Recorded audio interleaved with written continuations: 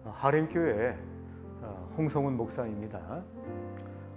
감사의 이 마음을 어떻게 하면 넓힐 수 있는가 우리 함께 나눠보기를 원합니다. 감사함으로 그의 문에 들어가며 찬송함으로 그의 궁정에 들어가서 그에게 감사하며 그 이름을 송축할지어다. 불평불만에 늘 쌓여있는 제자가 있었습니다. 이 제자를 교훈하기 위해서 스승님은 소금 한 그릇과 그리고 물 한 컵을 가져오라고 시켰습니다. 가져오게 되자 그 컵에다가 소금을 집어넣습니다. 그리고 마시라고 시켰습니다. 마셨을 때 몹시 썼기 때문에 화를 냈습니다. 맛이 어떠냐라고 이야기했을 때 그는 이야기하기를 씁니다라고 이야기한 것입니다. 조금 지난 다음에 그 제자를 데리고 호수에 갔습니다.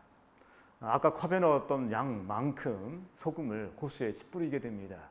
그리고 그 다음에 컵에 퍼서 물을 주게 되는데 그리고 똑같이 마시라고 이야기하고 또 맛을 묻게 되었습니다.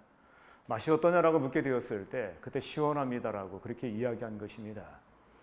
인생의 고통은 소금의 양이라고 그렇게 이야기할 수 있습니다. 동시에 그때 쓰냐 또 다냐 그것은 소금의 양에 의해서 결정되는 것이 아니라 사람의 마음의 크기에 따라서 결정된다는 것입니다. 우리가 인생을 살면서 마음을 넓히는 것은 아주 중요합니다. 어차피 우리가 살고 있는 이 세상은 늘 문제 속에 있습니다. 그리고 어려움 속에 있기 때문입니다. 근데 문제는 어떻게 키울 수 있느냐 하는 것입니다. 감사의 마음을 키우기를 원하지만은 그걸 찾는 것이 쉽지 않다는 것입니다.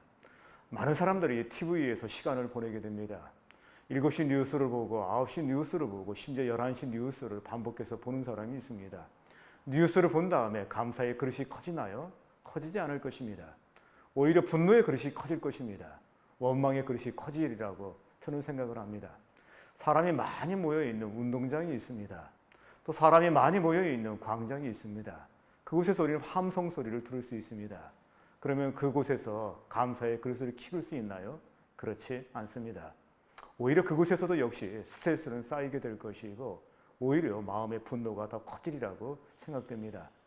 어떤 교인 가운데 한 분이 영화를 보고 왔는데 영화를 보고 난 느낌이 뭐냐면 자기가 기생충이 기생충 같다는 느낌이 들었다라고 그렇게 이야기한 것입니다. 심지어 영화를 보고 난 다음에 자기 냄새를 맡게 되었다 그렇게 얘기를 합니다. 뿐만 아니라 주위에 있는 사람들의 냄새를 맡게 되었다라고 그렇게 이야기를 합니다. 그 냄새 맡으면서 감사의 그릇이 커지겠습니까? 좋은 향수의 냄새를 맡는다 할지라도 아니면 쾌쾌한 냄새를 맡는다 할지라도 그곳에서 감사의 그릇은 커지지 않을 것입니다. 그럼 어떻게 하면 감사의 그릇이 키울 수 있나요? 하나님께 예배하는 자리에 나오시기 바랍니다. 예배자가 되십시오. 그리고 하나님께 영광 돌리는 사람이 되십시오. 하나님의 음성을 듣는 사람이 되십시오. 하나님의 존전 앞에 서시기 바랍니다. 예배는 하나님의 은혜의 선포입니다. 그리고 하나님의 은혜를 이야기하고 있습니다. 그때 우리는 그 말씀을 통하여서 예배를 통해서 감사의 여러 일들을 발견하게 될 것입니다. 뿐만 아니라 재발견할 뿐만 아니라 또 새롭게 기억을 해내게 될 것입니다.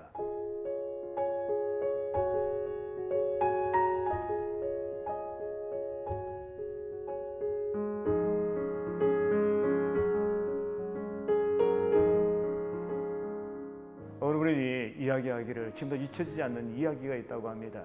그게 뭐냐 그러니까 아이를 데리고 지하철을 타고 가다가 그 아이를 잃어버린 것입니다. 그때 그 부모의 마음이 어떠했겠습니까? 그리고 부모를 잃어버린 아이의 마음은 어떠했겠습니까? 여차여차해서 그 아이를 만나게 되었습니다. 지금도 그때를 생각하면서 늘 하나님께 감사하고 있다라고 이야기하고 있습니다. 예배를 통해서 우리는 감사를 기억하게 됩니다. 그리고 또 예배를 통해서 하나님의 은택을 잊지 않게 됩니다. 우리가 살면서 감사의 그릇을 정말 키우기를 원하십니까? 그렇다면 예배자가 되시길 바랍니다. 하나님께 예배하는 사람이 되십시오. 그때 비로소 우리에게 감사의 그릇은 더욱더 커지게 될 것입니다.